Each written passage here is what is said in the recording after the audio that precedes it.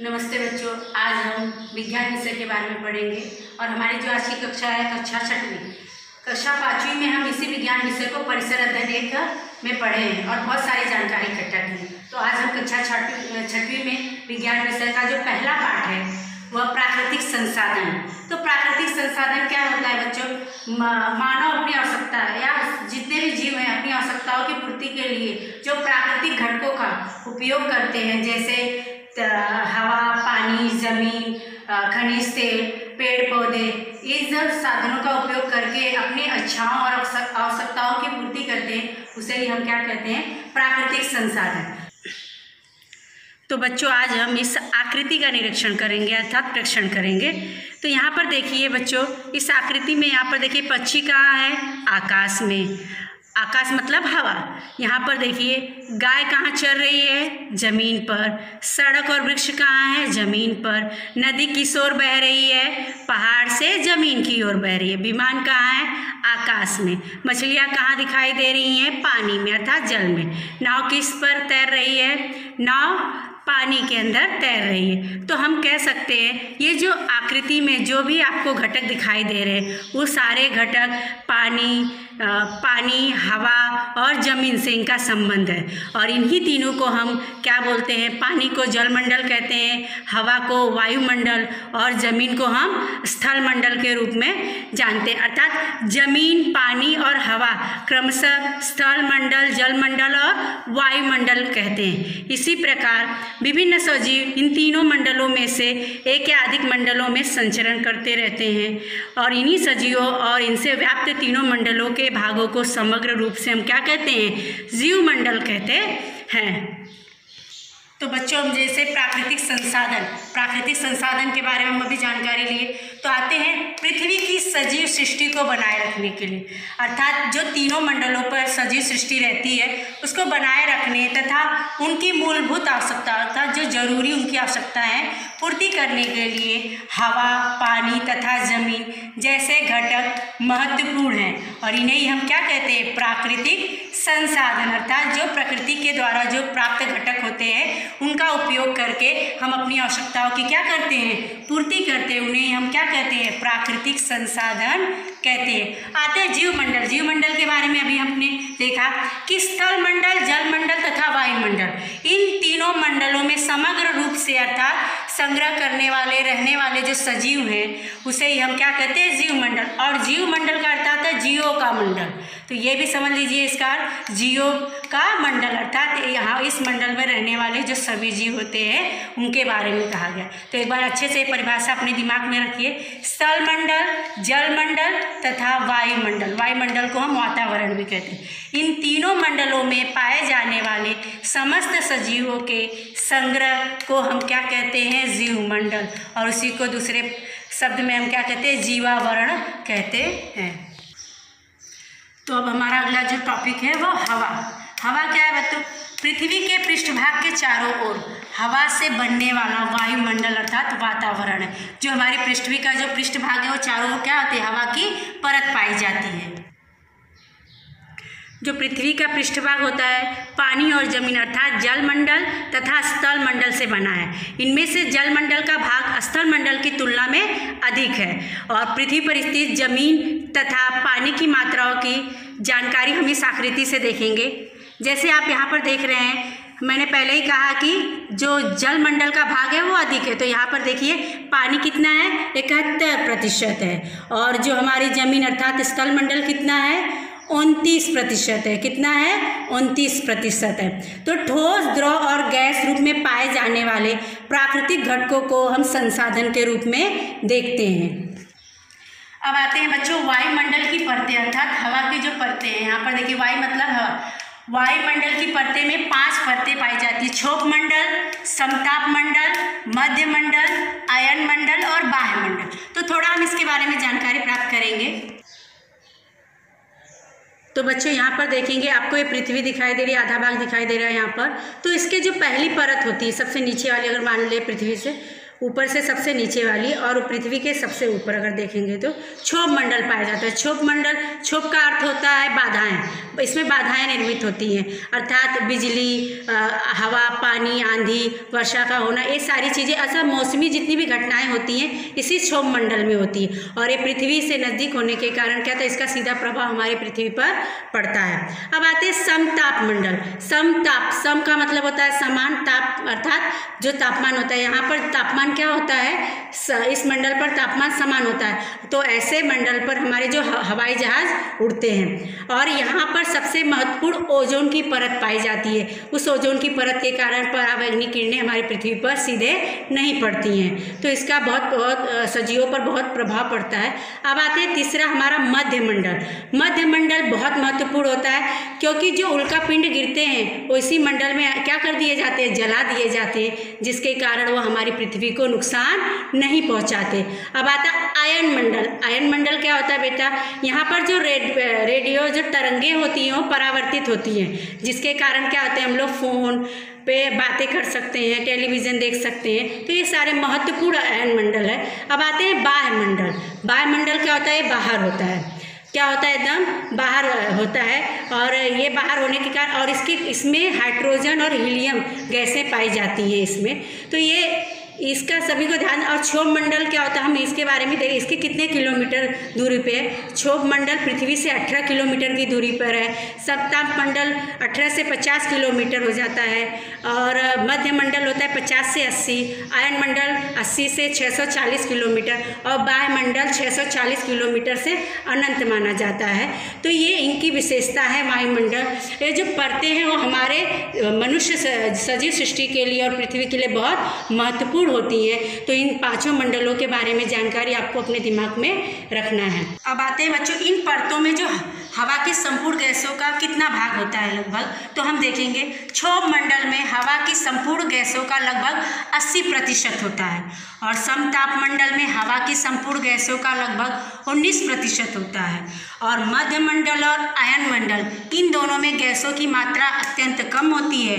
और बाह्य मंडल इसमें गैसें नहीं होती। तो इसीलिए जब हम ऊपर ज़्यादा जाते हैं बच्चों, तो हमें गैस ऑक्सीजन लेके जाना पड़ता है। जैसे पर्वतारोही होते हैं, ऊंचाई पर चढ़ते जाते हैं तो हमें क्या होता है, उन्हें ऑक्सीजन की कमी होती है, अर्थात वहाँ पर हवा न होने के कारण क्या होता है, उन्हें घुटन महसूस होता है। इसीलिए जब हम ऊंचाई पर जाते हैं या पृथ्वी से दूर मतलब ऊंचाई पर जाते हैं या पहाड़ों पर चढ़ते हैं, तो हमें क्या होता है, ऑक्सीजन लेकर चलना पड़ता है। तो इसी प्रकार वायुमंडल की परतों की विशेषता है और उनकी महत्वपूर्ण जानकारियाँ होती हैं। तो एक बार इसको हम ध्यान से पढ़ लेते हैं, कौन कौन सी परतें। क्षोभ मंडल पहला, दूसरा समताप मंडल, तीसरा मध्य मंडल, फिर चौथा आयन मंडल और पांचवा बाह्य मंडल। ये पांचों मंडल बहुत ही महत्वपूर्ण है। इसको अपने दिमाग में, इसका सीधा प्रभाव पृथ्वी पर रहने वाले सभी सजीवों से होता है।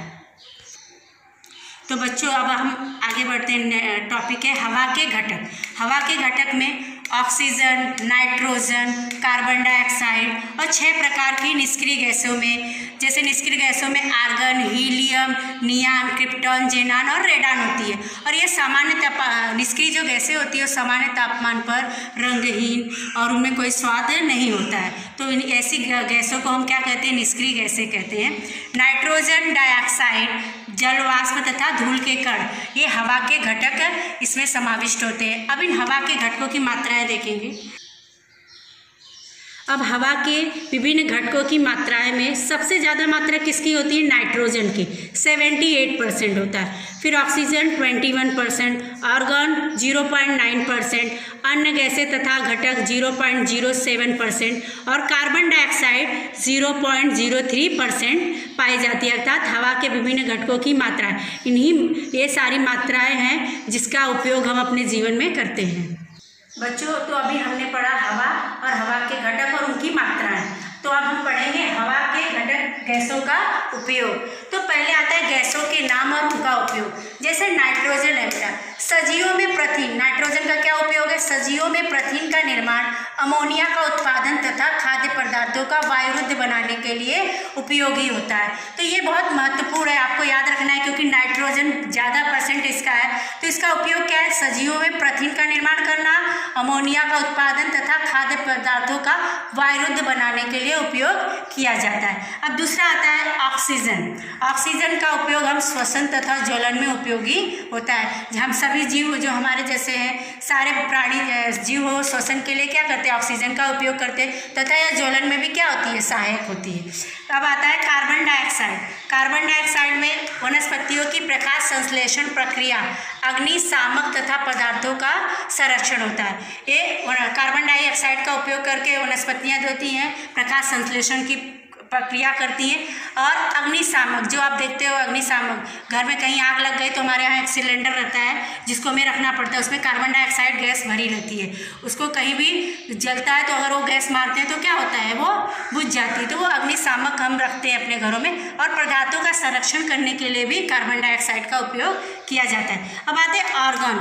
आर्गन का उपयोग बिजली के बल्ब में किया जाता है। हीलियम, ये सारे निष्क्रिय गैसें हैं। देखिए, हीलियम या निम्न तापमान की प्राप्ति तथा पंखहीन इंजन चलने वाले विमान होते हैं। ये इनका उपयोग क्या होता है? निम्न तापमान की प्राप्ति के लिए तथा पंखहीन जो इंजन होते हैं उन्हें चलाने के लिए विमानों में इसका उपयोग किया जाता है। अब आता है नियान। नियान विज्ञापनों व सड़कों के बल्ब में इसका उपयोग होता है। उसके बाद आता है क्रिप्टॉन।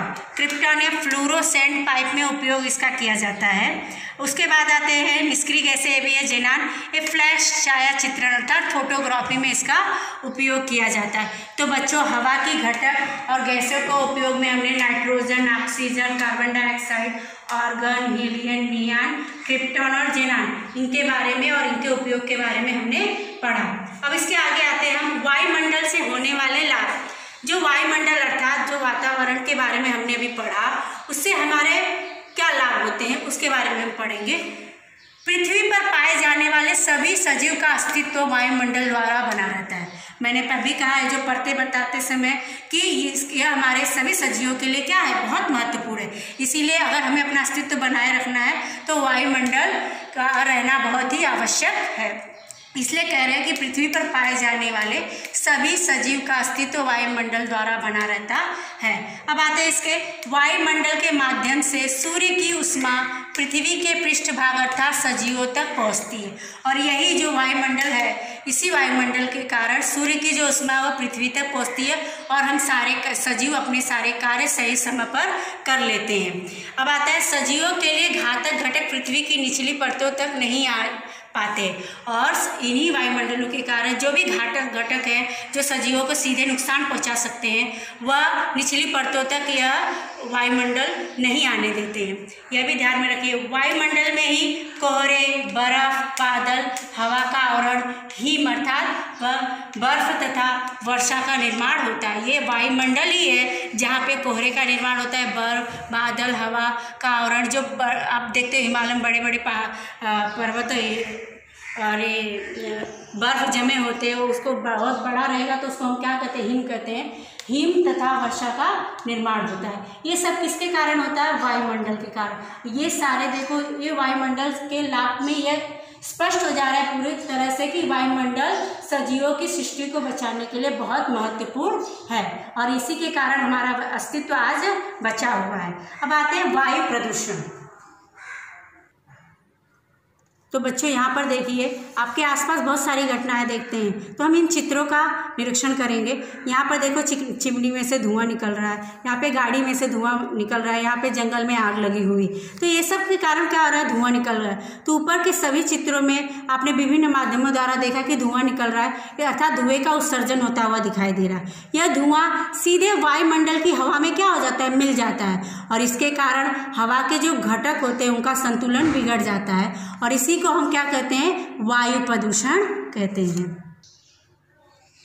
तो बच्चों अब आते हैं वायु प्रदूषण। हमने पढ़ा कि जो हवा में घटकों का संतुलन अगर खराब हो जाता है तो वायु प्रदूषण हो जाता है। अगर जो संतुलन हमें रखा गया है सभी हवाओं का, अगर उससे कम ज़्यादा होते हैं तो वायु प्रदूषण हो जाता है, अर्थात उनका संतुलन बिगड़ जाता है। तो उनके कुप्रभाव क्या है, वायु प्रदूषण का कारण तथा कुप्रभाव हम जानेंगे। ईंधनों के दहन अर्थात ईंधनों को जलने से निर्मित घातक पदार्थ हवा में मिल जाने पर वायु प्रदूषण होता है। जो घातक अर्थात नुकसान देने वाले पदार्थ होते हैं जब हवा में मिल जाते हैं तो उससे वायु प्रदूषण होता है। हवा के घटकों का संतुलन बिगड़ता है। इससे क्या होता है, हवा के घटकों का संतुलन बिगड़ता है। सजीवों पर उसका कुप्रभाव होता है। वाहनों, बड़े बड़े उद्योगों इत्यादि से निकलने वाले प्रदूषकों से भी वायु प्रदूषण में लगातार क्या होती है, वृद्धि होती। अभी आपने देखा चिमनी से धुआं निकल रहा है, जंगल में आग लगी है और गाड़ियों से हवा निकल रही है, धुएं निकल रहे हैं जो हमारे वातावरण के लिए क्या है, हानिकारक है, जिसके कारण क्या वायु प्रदूषण में लगातार वृद्धि होती है। इसी के कारण हमें हवा के जो संतुलित अच्छे जो हवाएं हैं उनका घटक संतुलित करके रखना अति आवश्यक है। तो अब आते हैं हम इनके कारण जो घातक गैसें निकलती हैं वो कौन कौन सी हैं। नाइट्रोजन डाइऑक्साइड, दूसरा है कार्बन डाइऑक्साइड, तीसरा है कार्बन मोनोऑक्साइड, सल्फर डाइऑक्साइड और काली। ईंधन का दहन होने पर, जलने पर जो राख निकलती है उसे हम क्या कहते हैं, काली। ये सब क्या होती हैं, घातक गैसें होती हैं जो हवा में मिलकर संतुलन, जो घटकों का हवा के घटकों का संतुलन क्या करती है, बिगाड़ देती है। और इसकी मात्रा अत्यधिक हो जाने पर वह सभी जो सजीव हैं उनको क्या करती है, नुकसान पहुंचाती है, पेड़ पौधों को नुकसान पहुंचाती है। तो ये घातक गैसें हैं, इनके कारण ही हवा के घटकों का संतुलन बिगड़ता है और वायु का प्रदूषण होता है। तो बच्चों जो अगला टॉपिक है हमारा ओजोन परत। ओजोन परत यहाँ पे देख रहे हैं संरक्षक कवच।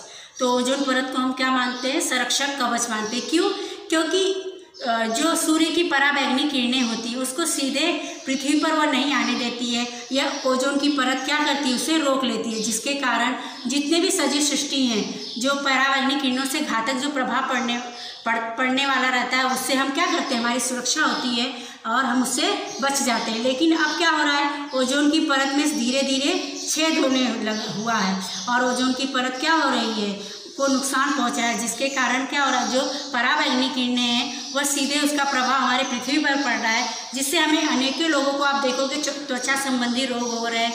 और सबसे महत्वपूर्ण कारण क्या है, इससे त्वचा का कैंसर भी होता है। तो इसीलिए ओजोन परत की सुरक्षा करना हमारा महत्वपूर्ण उत्तरदायित्व है। और ये ओजोन परत को नुकसान किन किन कारणों से हो रहा है।